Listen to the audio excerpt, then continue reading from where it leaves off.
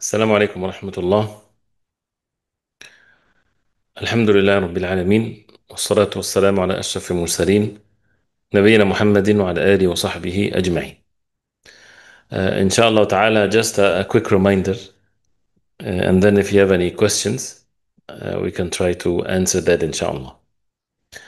And the reminder with regards to مجاهدة النفس, مجاهدة النفس, striving against oneself. And this mujahada, or this striving or struggling that a person should do with his own self against the evil within oneself, against our weaknesses as human beings and as sinners and as people that are in need of the mercy of Allah. This is an obligatory act of worship that Allah subhanahu wa ta'ala commanded us to observe it. When he said subhanahu wa ta'ala, وَجَاهِدُوا فِي اللَّهِ حَقَّ جِهَادِهِ. وَجَاهِدُوا فِي اللَّهِ حَقَّ جِهَادِهِ. That means make jihad في الله, for the sake of Allah subhanahu wa ta'ala, حَقَّ جِهَادِهِ, the way it ought to be. The way it ought to be. This is by Allah subhanahu wa ta'ala commanding the believers to be upon this. And this is, or the meaning of it, as Ibn Kathir rahimahullah, he says, بِأَمْوَالِكُمْ وَأَلْسِنَتِكُمْ وَأَنفُسِكُمْ, with your wealth, with your tongue, with your own self. And this is as Allah subhanahu wa ta'ala says, اتَّقُوا اللَّهَ حَقَّ تُقَاتِهِ, have the taqwa of Allah subhanahu wa ta'ala the way it ought to be. So this is an obligation upon each and every one according to their level and according to what their circumstances and so on. So, and as Abdullah ibn Mubarak, rahimahullah, he said about this ayah, هو مجاهدة النفس والهوى, to make mujahada against oneself and against one's desire. As Allah subhanahu wa ta'ala says, وَالَّذِينَ جَاهَدُوا فِينَا لَنَهْدِيَنَّهُمْ سُبُلَنَا, those who جاهدوا فينا, وَالَّذِينَ جاهدوا فينا, that means those who strive for us. لَنَهْدِيَنَّهُمْ سُبُلَنَا, we will surely guide them to our ways. وَإِنَّ اللَّهَ لَمَعَ الْمُحْسِنِينَ, and indeed Allah subhanahu wa ta'ala with the muhsinin. So وَالَّذِينَ جَاهَدُوا فِينَا, and this is refers to the Prophet sallallahu alaihi wasallam and the Sahaba radiallahu anhum, and they're the best example. And those who followed them with goodness, then the reward is that Allah subhanahu wa ta'ala will guide them to his path. And if that's not the ultimate objective and goal in this life, to be guided, to be steadfast upon the path of guidance, that means we have it completely wrong. Because the purpose of this life is to worship Allah subhanahu wa ta'ala alone. We're not going to be on the face of earth for a long period of time. Our life is measured in the tens of years, not in hundreds of years. And everybody shall return to Allah subhanahu wa ta'ala. And once the moment of death comes, then a person is, he goes from the place where it's supposed to be amal and actions to the place of al-jaza, the recompense, the punishment, or the reward. May Allah subhanahu wa ta'ala make us among the people of Jannah and to protect us all from the punishment of Allah. And after the moment of death, it's the everlasting life. The everlasting life of al-jaza, everlasting life that is all result of the amal and the actions in this life. And to attain this, if this has to be the most important thing in one's life, that means the most important thing after understanding that is to strive against oneself to be obedient to Allah. And the Prophet ﷺ, he said in the authentic hadith, Al-Mujahidu man jahada nafsahu fi ta'atillah. Al-Mujahid is the one that jahada nafsah, the one that strive against his own self, fi ta'atillah, in the obedience of Allah. That's why the word jihad does not mean fighting. It means striving and struggling with whatever the different levels, and one of which is fighting with its rules and obligations in the right context of it. But here, man jahada nafsah, the Prophet ﷺ, he said, is the one that jahada nafsah. Nobody fights with his own self to hurt himself, but rather to struggle with oneself as if it's the enemy, so that the person would make it upon what Allah subhanahu wa ta'ala wants. في طاعة الله, in the obedience of Allah. Because these enemies within oneself, we have it. That means to rectify ourselves, we have to have the knowledge. Three things that we have to work on. We have to have the knowledge to change the state of ignorance, and that requires effort, requires for a person to strive to gain the proper knowledge of the wahy that would give us the proper understanding of things, that would give us the ability to oppose our weak desires, evil desires, not all the desires, but the desires that is against the Quran and the Sunnah of the Prophet alayhi salatu wasalam. The second thing is we have the thing that we have to strive against when it comes to the shahawat, the desires that a person would have in his own self. And the desires are not all sinful, but the sinful ones that would make the person again disobey Allah subhanahu wa ta'ala. And there is this power of anger that makes the person not forbearing, not patient, makes the person in haste in saying things and doing things, not based on wisdom and seeing at the end of things. So these things, or these three things, needs to be worked on. And as Allah subhanahu wa ta'ala says, إِنَّمَا الْمُؤْمِنُونَ الَّذِينَ آمَنُوا بِاللَّهِ وَرَسُولِهِ ثُمَّ لَمْ يَرْتَابُوا وَجَاهَدُوا بِأَمْوَالِهِمْ وَأَنفُسِهِمْ فِي سَبِيلِ الله أُولَئِكَ هم الصادقون. إنما المؤمنون, indeed the believers, those who الذين آمنوا بالله ورسله, those who believed in Allah and His Messenger sallallahu alaihi wasallam. This is the ilm, to know how to believe in Allah and His Messenger sallallahu alaihi wasallam. ثم لم يرتابوا, and they had no doubt whatsoever, and that's the ilm with yaqeen, with certainty. وجاهدوا بأموالهم وأنفسهم, and they strove with their wealth and their own selves. That when a person put that struggle with one's wealth, with oneself, and that causes the person to overcome the sinful desires as a result of that. وفي سبيل الله, في سبيل, for the sake of Allah subhanahu wa ta'ala, أولئك هم الصادقون, that are the truthful ones. So this is then brings the قوة of having oneself to be obedient to Allah subhanahu wa ta'ala. And the matter is not far from the person, it's our own selves. It's the way to honor our own selves. وَلَقَدْ كَرَّمْنَا بَنِي آدَمَ. Allah subhanahu wa ta'ala honored the human being by giving them these abilities. And for a person to ignore himself and to live a life of, not the life that Allah subhanahu wa ta'ala wants from us, this is someone that ruins himself. قَدْ أَفْلَحَ مَنْ زَكَّاهَا وَقَدْ خَابَ مَنْ دَسَّاهَا. He's successful, the one that purified himself, and he ruined himself, the one that would not work on oneself. There's this weaning process that a person has to do to himself. Malik ibn Dinar, rahimahullah, he said in a statement which some attributed to the Prophet ﷺ, but it's not an authentic hadith, but rather from the Tabi'een, and this is a correct meaning, where he said, جاهدوا أهواءكم جاهدوا أهواءكم كما تجاهدون أعداءكم.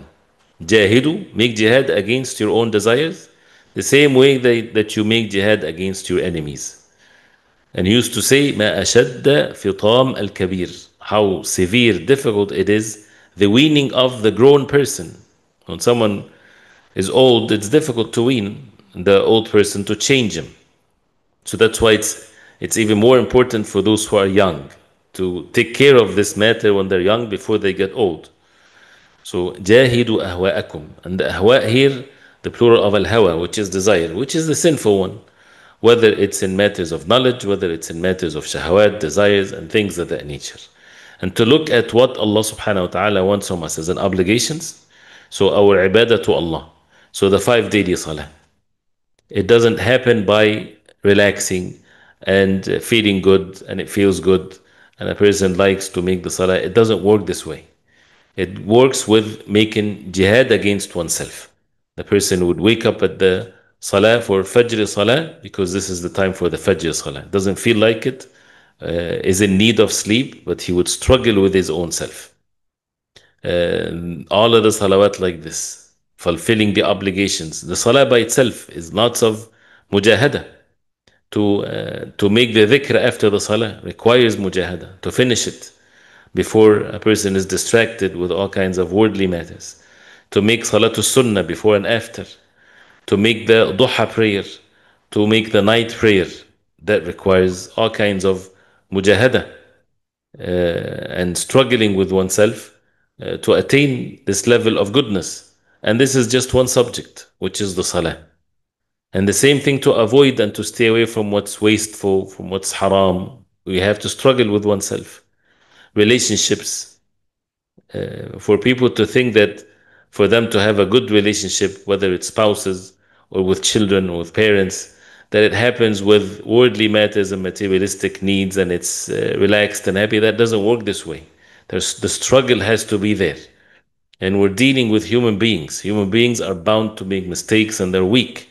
So they have to struggle within their own selves and dealing with others. خذ العفو وأمر بالعرف وأعرض عن الجاهلين. Take what is extra from the people. The struggle that a man should have to fulfill استوصوا بالنساء خيرا, take care of your women, and the struggle that a woman should have to be obedient to her husband. And this obedience has to be there. This is part of her deen.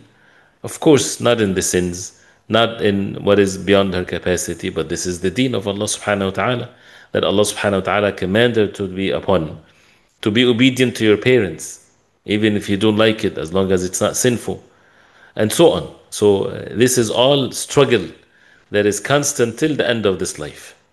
And as Ibn al-Qayyim rahimahullah, he said the four levels of this struggle that is from Surah Al-Asr. جهاد النفس مجاهدتها على تعلم الهدى, to strive with oneself to learn the guidance, to learn the deen al-haq. This is with struggle. You see, for example, if something that is announced of, let's study something, and how many people they get excited in the beginning, and then after that, very few would stay steadfast. Why? Because it requires struggle. It doesn't have to be something fun. It doesn't have to be something that is enjoyable. Who said that the ilm has to be an enjoyable thing? This is all misconception. The ilm requires patience and requires effort and requires struggle, right? As long as a person is learning the right thing. So to make mujahada against oneself. Nowadays, when we say we want to give da'wah to the youth, so we have to do all kinds of entertainment for it. This is not the way that it's supposed to be. Deen is not entertainment. But if it's from the perspective of al-wa'd, to remind the people, to speak to the people from their own perspective as a way to soften their hearts, yes. But we have to teach them and we have to learn ourselves that life is about striving and struggling, and it becomes a beautiful thing. Otherwise, the hereafter is an everlasting one, as we all know. So to have this mujahada, to learn what's authentic from the Quran and the Sunnah, not just any learning, not the learning of the things that makes us feel good or taste good. It's about the wahy from Allah subhanahu wa ta'ala. And the second one, which is the mujahada, to act upon the knowledge. والعصر إن الإنسان لفي خسر إلا الذين آمنوا وعملوا الصالحات. آمنوا وعملوا الصالحات. And acting upon the knowledge that we learn. And striving with our own hearts to implement the deeds that's supposed to be in the heart. If Allah subhanahu wa ta'ala commanded us to have the heart attached to the hereafter, then we have to struggle with our own selves. Your heart is going to be inclined towards the materialistic world that we live in. We know that. So we have to take this as an enmity between ourselves and our hearts, in a healthy way, of course, that we're going to work on our hearts to make sure that these hearts are attached to the hereafter, by reading Quran, by making tasbih, dhikr, by remembering the hereafter, by seeking rewards from Allah subhanahu wa ta'ala, by implementing the deen. To have sidq, when people think that the way that Allah subhanahu wa ta'ala created them, tall, short, dark, fair, whatever there is, their physical appearance, something that you can't change. This is how Allah subhanahu wa ta'ala created you. They think this is the same thing when it comes to the deeds done by the heart. Someone is a liar, has to continue to be a liar. Someone that does not have the fear of Allah has to continue to have this. Of course not. We have to implement these actions, but we have to be patient with oneself. And we have to struggle with oneself till we implement it in the way that Allah subhanahu wa ta'ala wants from us. So the mujahada on the amal, awrad, daily, wird of the recitation of the Quran, adhkar, ibadat, kindness to the parents, to the spouses, and so on, raising our children, and things of that nature. Number three, which is again in Surah Al-Asr, the mujahada ala al-da'wa al-haq, wa tawasaw bil-haq, to enjoin what is the truth, to remind one another upon the truth, to learn to convey, and to be patient with that, because it's going to require patience, because it's not a pleasant path, but requires patience when it comes to that. وَتَوَاصَوْا بِالصَّبْرِ. So if someone complete these four levels, he completed what Allah subhanahu wa ta'ala wants from him. He distanced himself from al-khusran, or the loss. So that's why the Salaf Salih, they agreed upon that for someone or a alim is not to be Rabbani, lordly one, as Allah subhanahu wa ta'ala commanded the believers, وَلَكِنْ كُونُوا رَبَّانِيِّينَ. How to be Rabbani? He says, حتى act upon it, وَيُعَلِّمُ, and teach it to others.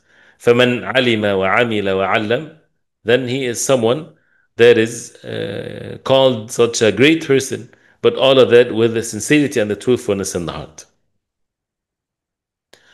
And the way of having this mujahada, if a person is upon it and Allah subhanahu wa ta'ala sees the heart that has this truthfulness in it, Allah subhanahu wa ta'ala will bring then the love of it in the heart. ولكن الله حبب إليكم الإيمان وزينه في قلوبكم وكره إليكم الكفر والفسوق والعصيان. Allah subhanahu wa ta'ala is the one that made you love al-Iman and adorn it in your hearts, and made you hate al-kufr and fusuq, rebellious and disobedience to Allah subhanahu wa ta'ala. And the tests of this life is there to purify oneself and to be upon that struggle. And as one of the early generations of Islam, he said, سُقْتُ نَفْسِي إِلَى اللَّهِ, I dragged myself to Allah. And you see that sense of struggle here. وَهِيَ تَبْكِي, while it's crying. It's a metaphorical thing. فَمَا زِلْتُ أَسُوقُهَا حَتَّى انساقت. And I kept on pulling it, I kept on dragging it, till it becomes at ease, coming with me, without struggle. وَهِيَ تَضْحَك, while it's laughing and smiling. You see that even in when a person raises a child. The child doesn't want to do something that is benefiting for himself. He might even cry. He doesn't want to go to school, for example. Right? But you know that this is an important thing for him. And many times these schools are such a destructive thing for him. But anyway, just as an example. But you're overlooking the fact that he's crying, even though you have so much mercy towards your child. But you know that if you listen to the cry of the child, he would lose a lot. So you would be patient, and you would continue to make him consistent. But then after some time, what happened to this nafs? We see it clearly in the children. Then it becomes the norm. They enjoy it, and they would have enjoyment in it. This is how the nafs is. This is how the human nature is. So it comes with the mujahada. If a person, every time he desires something, he follows that, nothing is going to be established on the face of earth, not even worldly matters. Right? So to be upon this, as the Prophet ﷺ, and this hadith is always really an amazing one, from many different perspectives, but one of which is, this is the Sahabi Rabi' ibn Ka'b, that he would bring the Prophet, the help to the Prophet ﷺ. He gets his wudu, his water to make wudu wa hajadi. And this is something that, as the ulama, they explain, this hadith is, كنت مع النبي صلى الله عليه وسلم فأتيت بوضوء وحاجتي. I was with the Prophet عليه الصلاة والسلام. He would get the water for the Prophet عليه الصلاة والسلام when he wants to make wudu. People think that it's just he gets it from the next room, like you're having tap water and things like this. No, he has to go get it from a distance. He has to put effort to bring the water from a well or from a place. So he's putting effort to do that. And he would do that to the Prophet ﷺ. And one day the Prophet ﷺ, he said to him, Sal, ask anything. So he said, أسألك مرافقتك في الجنة. I ask you to be your companion in Jannah. In some of the narrations, he asked the Prophet ﷺ to give him a chance to think. And this is the wisdom of such a companion, understood the Quran, understood what Allah subhanahu wa ta'ala wants from him. And he looked at the matter, he said, if I asked for anything, I would leave it and it would leave me. But I want to ask for something that would stay forever, which is to be the companion of the Prophet ﷺ in Jannah. So the Prophet ﷺ told him, "أو غير ذلك," anything else? That means it's given him the option to ask even for more. He said, "هو ذاك." That's the contentment. He said, "This is what it is. That's all I want." Would the Prophet ﷺ then say to him, "Yes, you are my companion in Jannah just because you want to, just because you desire such a thing?" And that the question or the answer of that Sahabi by itself requires a lot of struggle. But just the fact that he would say, "I only want to be with you, O Prophet of Allah, in Jannah." That by itself is a lot of struggle because these people were poor and he was someone that doesn't even have a place to live. And he can say this, and also the dunya matters like we all do. No, he just focused on that one. So that by itself is enough struggle, and Allah knows what's in the hearts. And you would expect that the Prophet ﷺ would say, you have it, you got it. But rather the Prophet ﷺ said to him, فَأَعِنِّي عَلَى نَفْسِكَ بِكَثْرَةِ السُّجُودِ. Then help me على نفسك. على نفسك. This is the struggle against oneself. Help me against yourself. Right? This nafs is like this wild animal that we need to make sure that we work on it so that it acts properly. So help me against yourself. By what? بكثرة السجود. Make lots of sujood. And this is the way to struggle with oneself. Make lots of salah. Make lots of sujood. That means make lots of salah. That would help me against yourself. That's why وَاسْتَعِينُوا بِالصَّبْرِ وَالصَّلَاةِ. Seek help in patience and in salah. So if we think that our struggle is just to listen to lectures, that doesn't cut it. It doesn't. This is not the way to do it. We have to put the effort to do the actions ourselves. And the best of all actions is the salah. That we would make salah. That we would increase our salah. That we would work on our khushu' in the salah, the night prayer, and so on, following the way of the Prophet ﷺ. And there are so many examples of how the Sahaba radiallahu anhum, they were upon this and they understood this matter in such a way. Right? So if a person wants to be profitable in this life and the hereafter, we have no way except through our own selves, right? Like you have routes. What's the route to Jannah? Yourself, if it's correct to say, is between you and Jannah. You have to go through yourself. Right? So as one of the poets, he said, يا خادم الجسم كم تسعى لخدمته أتطلب الربح مما فيه خسران أقبل على النفس واستكمل فضائلها فأنت بالنفس لا بالجسم إنسان. Which means, oh, the one that serves the body. We always serve our physical bodies, right? Taking care of ourselves, mashallah, there's nothing wrong with that. How long you're going to do this?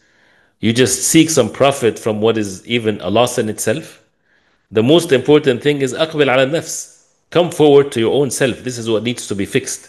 واستكمل فضائلها. Complete its virtue. Complete the virtue of yourself by having the characteristics of the righteous ones and so on.